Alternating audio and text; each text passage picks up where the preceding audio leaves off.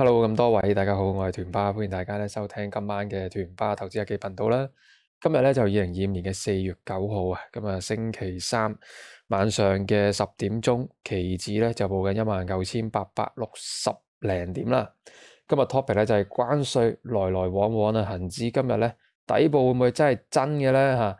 美股大上大落未企穩，有啲咩部署呢？就係今日 topic 啦。開始之前啦，例牌先睇咗個免責聲明先，停一停睇一睇。好，我諗大家睇聲明就可以開始今日內容啦。咁啊，首先都係歡迎一啲新聽嘅朋友仔啦。第一次聽我 channel 記得影片下方打開更多內容就會見到我哋過去10幾集嘅團爸教室噶啦。咁啊，琴日大家都知啊，死頂爛頂啦。咁啊，11點幾我都照出個復盤啊，因為應承大家。咁今日當然都會死頂爛頂咧，都會出復盤。不過出完我就去瞓啦，因為今日同阿仔玩咗水之後自己有少少有啲唔知係咪作感冒咁樣啦，都要食翻粒藥啊，早啲瞓啊。咁咧講翻琴日嘅復盤先，琴日今朝好多朋友仔就留言話神準啦，琴晚已經 cap 圖俾我話我黐線噶啦，個 topic 中晒咁樣。anyway 咁我哋都係真係好彩啫吓，就冇話咁誇張嘅。琴日復盤我都講得好清楚，我相信恒指好大機會會再落多一下嘅，即係呢個係我自己嘅睇法啦。咁我都有講過就話落多一下就係一個 chance 嚟嘅。尤其是就我琴日好記得有一句好重點，我就話咩啊？穿一穿250天線做一個假嘅突破呢個牛熊分界線之後就好大機會抽。咁我自己都相信呢一抽係分分鐘係可以上翻去21000都唔出奇嘅。呢個我自己嘅一個睇法啦吓。咁美股我就話彈不過3啦吓。因為如果反彈嘅日子越長嘅話基本上就代表佢已經係升浪噶啦。咁啱啱第一次叫做合格嘅少少嘅反彈，咁所以我就相信就即係一個急跌之後第一次嘅小反彈，我就覺得彈不過3嘅。咁點知琴日收市又掉翻轉頭落嚟啦啊！咁當然就暫時好彩仲未破底啦嚇。咁具體點睇法呢？咁我哋事不宜遲啦嚇，馬上先講咗個恒指先啊。咁先講翻恒指啦。咁大家先睇到啦，今日資金面再一次出現移動嘅嚇。已經係連續4日移動噶啦。咁我呢一個 point 我都唔想再同大家多講啦嚇。再加上250天線今日的而且確穿一穿又走翻上去嘅嚇。所以成個劇本係中嘅。咁而家呢一刻嚟講，其實係點樣去搏呢一個反彈呢？嗱，我咁樣去解釋啦。其實反彈我哋而家呢一刻我自己覺得我係只能夠靠數浪嘅方式去判斷嘅。冇其他方法嘅，因為你只能夠去用呢個方法嘅啫。咁喺數浪嘅層面點樣數呢？嗱，今日最低19260，彈到上去20441就彈咗大概係1200點啦，爭少少1200點啦。咁假設佢回一個嘅0.5，即係話要回翻大概600點到，係咪？咁跟住之後就有啲希望啦，係嘛？咁即係會唔會再彈？所以我哋好簡單睇一睇嘅，用咩方法呢？好簡單，我用15分鐘圖，可能大家睇得好睇啲啊！熄晒啲線。嗱，我哋首先就係用呢一個黃金比率啦，開翻佢，去計翻佢回調嘅比例啊！咁0.382就19,990點啦，0.5就19850。咁而家嗱，言之尚早，就頭先夜期又達咗落嚟啦。中國又反徵翻佢哋啦。咁聽日可能特朗普又反徵佢哋啦。佢兩個就互相反徵，唔知反徵到幾時啦。講真嗰句冇意思嘅，其實市場有一日只會去到，又係咁，即係你周星馳嗰啲戲上身，咁就可能就算噶啦，明唔明啊？即係市場有一日會消化，因為知道你兩個喺度玩到最尾，係嘛？即係你哋兩個5、6、7雙咁，其實到最尾你都要揾方法解決嘅。咁問題係邊個行出嚟先嘅啫？咁市場慢慢會淡化嘅，而唔最受影響而又有價值嘅股票都會率先被人追捧嘅。呢個係我自己嘅睇法嘅。咁但係當然啦，你問我對於中國一定係影響大嘅，因為中國即係佢好多嘅即係相對嚟講個貿易差一定係中國攞着數噶啦嚇，成個逆差上面啊。咁所以我自己個人嘅睇法上，咁樣打落去美國係都會傷，但係中國係會更加傷嘅嚇，即係呢個係我自己嘅睇法嚟嘅。所以遲早一日兩邊都係要傾噶啦嚇。咁我記得前幾日我都有講過就係話特朗普你唔好睇佢癲啦嚇，即係如果大家有留意其實坊間都有啲人講攞翻去1989定87年去寫一本書，去講點樣同人哋談判嘅。佢就講到明就喺度將個目標要定到好高，然後強一個叫做咩咧，好 harsh 咁，好嚴厲去執行呢件事，去逼個對手冇得唞氣，要強勢出擊嘅。去拿下呢個目標嘅，即係呢個係佢我具體個 point 係點，我唔係好記得，我都係聽翻好多啲介紹講過有呢本書咁，當然我冇睇過啦。咁如果假設呢本書佢真係當中咁講，你就會了解到特朗普佢個談判嘅手法係點樣。所以我相信佢自己一定係有底氣。我之前都講過，係嘛？如果未來機械人真係普及化，勞動成本大減嘅時候，佢真係唔需要依賴中國嘅，而中國係更需要將佢啲貨物去出口去第二度。咁你見到好多一啲國家已經係因為佢哋冇咁強嘅科技能力嘅情況底下，佢需要美國嘅時候，係咪美國招住嘅時候？問題係大家站邊，因為你站中國定係站美國啫嘛？啲中小嘅國家係嘛？咁你慢慢站咗去美國嘅時候，其實中國佢遲早一日，佢除非佢永遠內捲嘅啫，內銷嘅啫，係咪？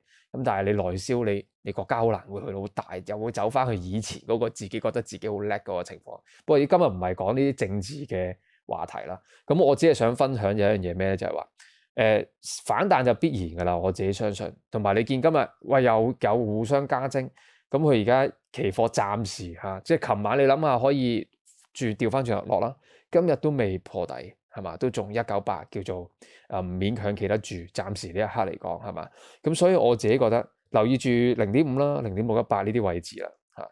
咁如果真係由204呢啲位置落翻呢啲位嘅話，我就當睇得 worse 啲啦。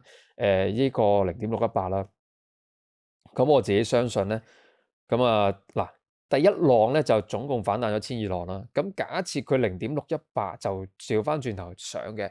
咁你1比1都21000啦，係嘛？咁如果唔係1比1，我當嚇，即係可能1比0.764，係嘛？咁大概都講緊有成1000點度啦，挨住1000點900幾點啊。咁所以我相信係仲有空間上嘅嚇。咁至於最尾係行5浪定行3浪嘅反彈咧，好難估。喺呢一刻嚟講，我自己就覺得好難估嘅嚇。咁所以到時候再睇啦。咁至於點樣係代表係呢個反彈浪係完全失效啊？咁啊最廢都係嗰句噶啦嚇，即係基本上如果跌穿0.764咧，咁我覺得都係失效噶啦個反彈嚇，即係睇錯噶啦。咁但係如果冇跌穿嘅話咧，我自己就覺得係一直向上嘅。咁我自己個情況係點咧？因為今日都太快啦，你好難加到啲咩啦嚇。咁我自己都今朝我喺個策略度我都有講話，我寧願喺會員分享入邊講下算啦，因為呢啲即係太急速嘅方式咧，即係如果喺公開嘅內容上面講咧，就好容易咧，即係又俾人哋咧，即係講，即係佢自己手唔夠快咧，又俾人賴嘅啊！我真係好驚，所以我寧願留翻喺呢個 YouTube 會入邊去分享算啦。啊，有啲內容就係咁，唔好介意啦嚇大家。好啦，咁所以我自己嘅睇法上咧，就我覺得留意住0.618、0.5同埋最盡0.764啦，即係195至到198之間，195至198幾呢個位置，呢300幾點，我相信如果就算聽日掉頭落嚟咧，呢3個位咧都會有一定嘅支持力度喺度，可以幫佢再推返上去嘅嚇。咁至於最終呢個反彈浪係行3浪嘅向上，定係行5浪咧？咁啊要再睇啦嚇，呢個就真係要再睇。OK。咁港股嗰方面就係咁樣啦。咁至於美股咧，美股咧，咁琴日就調翻轉頭落嚟啦。咁好多朋友仔都會覺得，哎呀，點搞咧？咁係嘛，又調翻轉頭落嚟。咁我俾大家望一望一啲好重要嘅信息啦，就係過去我呢段時間我都想俾大家睇啦。大家先了解下一樣嘢，就係而家我哋嘅情況咧，就見到啲咩咧？就係佢星期一、星期二、星期三嗱，我哋成個跌落唔計呢一個反彈浪咧，呢一轉嘅急跌咧，呢一轉嘅急跌已經係2日冇破底噶啦嚇，好難得地2日冇破底，暫時啦嚇。當然今晚唔知會唔會我哋瞓覺嘅時候又係出埋啲好衰格嘅招式啊，又係瞓覺嘅時候先嚟跌翻落嚟嚇。咁如果假設喺我哋呢一刻嚟講先啊，9點我哋係10:09香港時間啊，我泰國時間9:09，以而家呢刻嘅時間嚟睇嚇，咁未破，我假設今晚瞓覺都唔使破啦。咁會有咩好處咧？嗱，先俾大家望下2020年3月當時疫情嘅 Covid 嘅時候一個下跌浪，你見到都有反彈啲小時間嘅，跟住之後就開始急跌啦，急跌2日彈1日，急跌1日彈1日，再急跌1日，再彈2日，再急跌落嚟，再插翻落嚟。咁你見到永遠反彈咧，即係佢永遠咧都係2日到嘅貨仔咧就要破一破底，或者即隔1日就要破底。你見到咁嘅情況係咪？我再俾大家睇之前啊，譬如2018年都有急跌嘅情況出現嘅呢度啊，啱啱開始打貿易戰嗰陣時啊，中美好啦，你見到就哇跌係嘛？一出現咗冇再1日嗱，呢度都中間試過嘅，中間試過1日嘅冇破底嘅，跟住都要 keep 住啦，跟住之後就嚟了啦，就轉角啦，一再嚟就轉角啦嚇。咁呢度亦都好似我哋之前咁啦，呢度其實仲有一個橫行區嚟㗎嚇，呢1日先可以正式破嘅。OK，好啦，咁啊再睇就係2016、15嗰啲時候啦嚇。2016年咧就係呢度啦，年初嗰陣時啦，你見呢度又係嘅，哇跌，彈2日跌，跟住1日唔破底再嚟，係嘛？都係1、2日貨仔唔破底，最盡就要再跌落嚟㗎啦嚇。咁跟住之後就開始一個跌升跌升咁，都唔算話強嘅反彈。再後一嘢抽翻轉頭啊，會有個咁樣嘅劇本嘅。好啦，咁啊再嚟咧就到2015年尾啦，即係8月啦，唔算尾啦，中後期啦，中後啦，中地啦嚇。咁又係啦，跌咁你見一兩三日唔破底咧，佢就企穩啦，就開始企穩啦。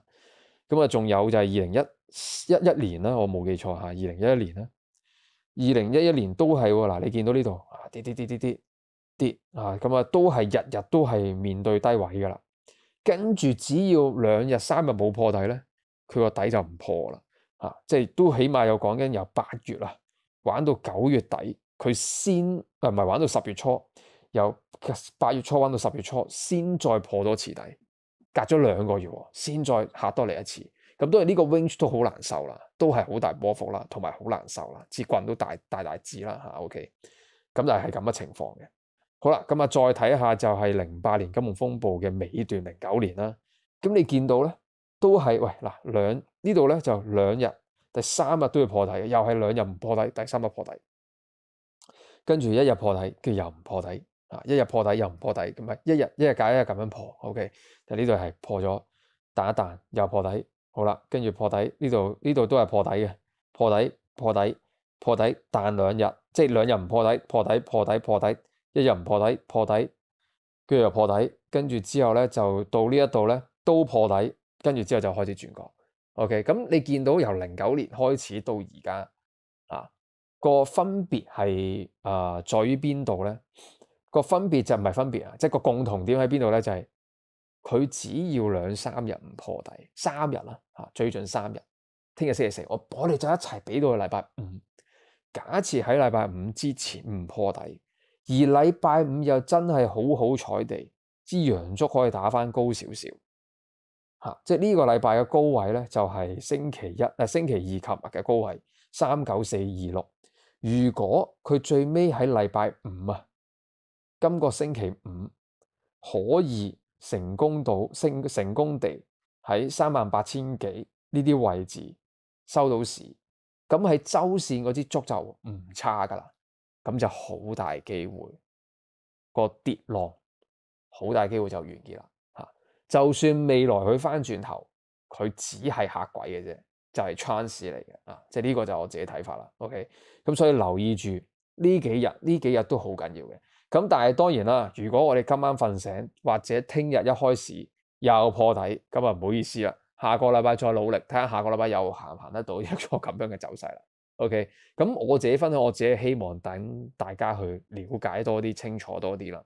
即係喺呢啲咁難捱嘅時候，點樣去捕捉啦咁但係我正如我週末復盤所講啦短線嚟講咧，都好大機會係有個轉變喺度噶啦問題係呢個禮拜定下個禮拜定下禮拜嘅啫，最遲下禮拜都有個轉變喺度噶啦。OK，好啦，咁跟住之後介紹埋自己講多少少個股嗰啲啦講一講個 Tesla 啦。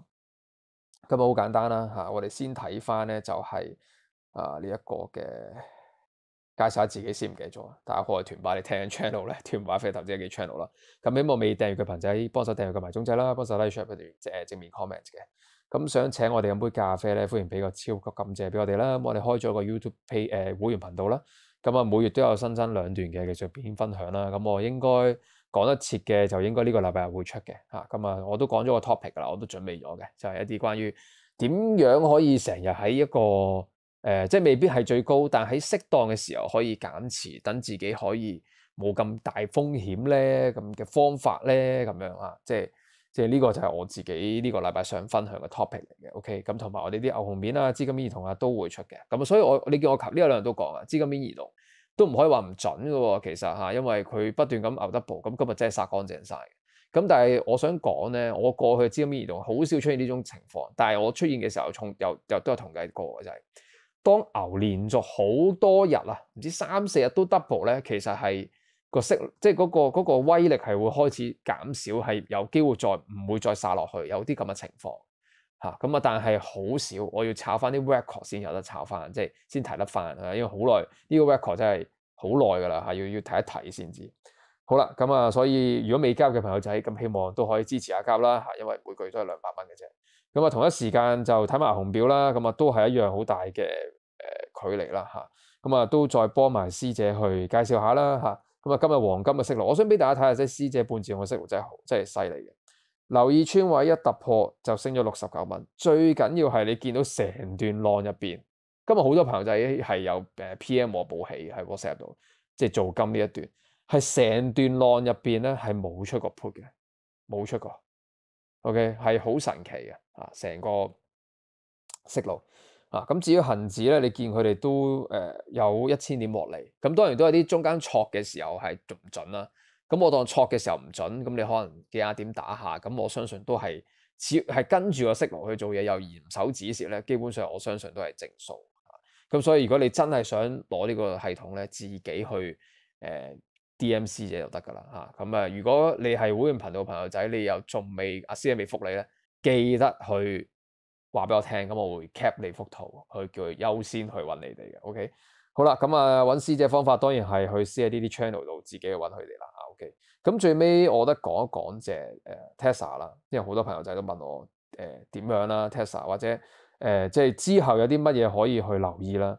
我個人睇法上，我覺得喺成個美股嘅形態上邊咧，整幾隻咧 ，Tesla 同 Nvidia 咧，我自己都覺得係比較強嘅。Nvidia 咧同 Tesla 最大分別係咩咧？就係 Nvidia 都要去到下個月底先公布業績啊。咁佢呢段時間，如果美股即係呢個禮拜開始轉好啦，即係假設佢係會相對會彈得強啲嘅。但係 Tesla 咧，我就會有啲擔心嘅，自己個人嚟講嚇。我希望佢可以，如果美股真係呢1-2個星期會轉強咧，佢可以跟住美股個勢，可以真係彈高翻少少。點解咁講咧？就係我想俾大家睇翻，即係逢親業績前咧，嗱，俾大家望下，用一個好短嘅線去睇就知㗎啦嚇。業績前本身呢個橫區攞個紅色啊，佢都要跌穿嘅。業績前 OK， 好啦，到呢度。業績前佢有個底啊，佢呢度業績前啦，佢都有個底啦，咁呢度就好彩啦，業績前就冇破底嘅，冇破底，但係業績後嚟破，業績後就破咗呢個橫區啦。好啦，業績前有個橫區，都係要跌穿嘅。好啦，業績前佢啊已經係跌咗落嚟啦，咁啊，所以呢一個就另類啲啦，因為已經跌咗落嚟啦。咁業績後咧，佢一落多少少咧就開始反彈啦。見唔見到啊 ？OK， 已經跌咗落嚟，就落多少少開始反彈啦。好，跟住之後咧，呢度又係啦。業績前咧上面定到嘅，業績之後咧就落啦。OK， 好，跟住之後呢度啦，又係業績啦，業績前又繼續上啦，業績前之後就落啦。咁呢度又係啦，咁啊業績前就橫區啦，業績之後咧又就開始落啦，就開始落。OK，咁啊呢度去到2023年啦，就開始另類少少啦，業績後息升啦。咁呢度就業績，呢度2023年呢段咧都係冇咁即係同而家個情況相似嘅嚇。業績後就呢度業績後都彈，都起碼呢兩次係彈嘅。但係過去我哋見嘅 pattern 咧，都係業績後咧，即係業績前咧都係即係一係佢就落咗落嚟先，佢就落咗落嚟先，咁佢業績後就仲開心，就會彈噶啦。如果業績前唔落咧，反而擔心。所以你問我咧，我自己希望佢 expect 嘅劇本咧係。佢業績前喺聽日、後日去到星期3前啊，可以有翻個好睇少少嘅反彈，上翻去呢段時間中間位250、260，and then 喺業績前咧，佢就洗翻落嚟咁啊，都係一件開心嘅事嚟嘅嚇，起碼洗翻落嚟先，洗翻落嚟嚇，或者可能突然之間仲要係星期四會有個跳空先，即係呢突然間跳空洗一洗翻落嚟，去翻200頭呢啲位置嚇，220呢啲位，230、220，咁我覺得業績後就有希望啦，就係咁啦嚇，即係呢個我自己睇法嚟嘅。但係如果你話業績前佢已經係彈得好好，哇！一直彈到業績嘅話，咁我覺得業績之後咧就係由轉勢又開始跌翻落嚟啦嚇。咁所以我寧願業績前咧係先回翻佢所有升幅先啊，呢個反而係仲好嘅一件事啊。呢個就係我自己睇法啦啊。咁所以大家就可以留意住啦，好冇？咁啊至於最尾 Bitcoin 咁啊，暫時嚟講嗰個低位咧都係叫守得住喺星期一啦嚇。咁啊月線圖亦都係咁啦，我覺得都係一個會慢慢你就會見到 Bitcoin 會好嚇。咁啊我自己睇法上，我最尾補充多一句啦。可能都有啲人唔係好認同，就係覺得啊貿易戰會影響世界。我覺得唔好俾媒體影響自己太多。總會結束嘅，即係打仗都會打完啦。即係始終你唔係俄羅斯對烏克蘭咁，大佬打咁耐啊，貿易戰唔通點啊？我加你50，你加翻我50，我加你100，你加翻100，加到1000% 關稅咩？冇可能。即係如果係咁樣嘅話，即係佢兩個小朋友砌玩泥沙咋，其實所以唔會嘅嚇。佢哋嘅國家嘅一啲即係智囊團都唔會俾呢件事發生嘅嚇，因為一定係有個底喺度嘅嚇，佢唔會玩到兩邊國家到1000%、10000%咁。你加我一日，我加翻嘅；你加我一日，我加翻你，又唔會，一定會完結。完結嗰一刻就係所有嘅陰霾就會過去。個分別喺邊度咧？就係大家要明白一件事，就係同我哋今次呢個跌浪同埋之前最大分別一樣嘢。譬如你08年，喂佢真係好差喎，係嘛？08年點解咁差咧？係因為真係一啲過渡性嘅次按嘅一啲問題啦，嚇，即係呢類型嘅問題而令到雷曼只係一個結局嚟㗎啦，嚇。咁最大問題係次按嘅問題啦。咁具體你自己問呢個 ChatGPT 又好，問 Claude 又好，問 DeepSeek 又問邊個都好，自己維基查啦嚇。咁呢一個係一個好大好嚴重性嘅金融體系嘅一個問題嚟嘅，就唔係而家口水戰嘅一個問題嚟嘅嚇。呢個第一點。第二點就係你去翻2000到2003年嗰陣時，喂911係我成日都講過，就係身家性命財產嘅身家性命，性命係一個好緊要，關條命事。跟住有呢個沙士嘅問題係嘛？跟住仲有就係仲有啲咩問題啊？仲有當時就係科網股啦。如果大家去做翻啲 research 咧，你可以睇得到咧，當時嘅科網股咧係顛倒，你只要出嚟話你自己識寫個網站咧，都可以用到好多錢嚇。呢個係當時嘅情況係咁樣嚇。Elon Musk 都係嗰期賣咗啲公司，攞到第一筆人生第一筆嘅創富資金啦嚇，即跟住收個 SpaceX 啦嚇，所以嗰陣時嗰期係好癲嘅。你同而家係相對，我覺得係理性嘅。即係你睇翻，即係我哋理性睇翻就係 Apple 佢 PE 28-9倍，喺美股嚟講好正常。Microsoft 又係 Nvidia 咁勁喎，股王喎，都係30倍 PE。Google 18倍，Amazon 30倍，Meta 21倍。係 Tesla 特別貴嘅，冇噶啦嚇，即係咩 Seven 裏邊係 Tesla 特別貴嘅啫。咁其他都係30倍 PE， 20倍到30倍嘅 PE。其實美股嘅巨頭嘅股票咧，歷史嚟講咧都係呢啲，即係唔好話，喂，以前 Amazon 可以掉得翻幾毫子，唔好攞呢樣嘢嚟講啦，大佬，因為嗰陣時 Amazon 佢只係等同於而家嘅可能係啱啱新上市冇幾耐嘅一啲先驅，即係一啲啱啱新興起，我攞嚟炒嗰啲，好似 PLTR 嗰啲類似啊，即係類似，即係呢類型嘅股票嚟嘅啫。其實唔係而家變咗巨頭啊嘛，巨頭唔會變到咁噶嘛，你明唔明啊？即係除非巨頭個業務有顯著性嘅變差啦嚇，咁否則嘅話，其實永遠啲巨頭，尤其是科技類嘅，永遠都係 keep 住呢個 PE 數20幾30倍，其實好正常。呢個係美股好正常嘅 PE 數嚟嘅。你就算你睇翻阿里巴巴，係啊15倍啊20倍啊，騰訊20倍，不嬲都係咁啊！大家你見到好多時港股都係咁啊，美團都22倍啦，講真係嘛？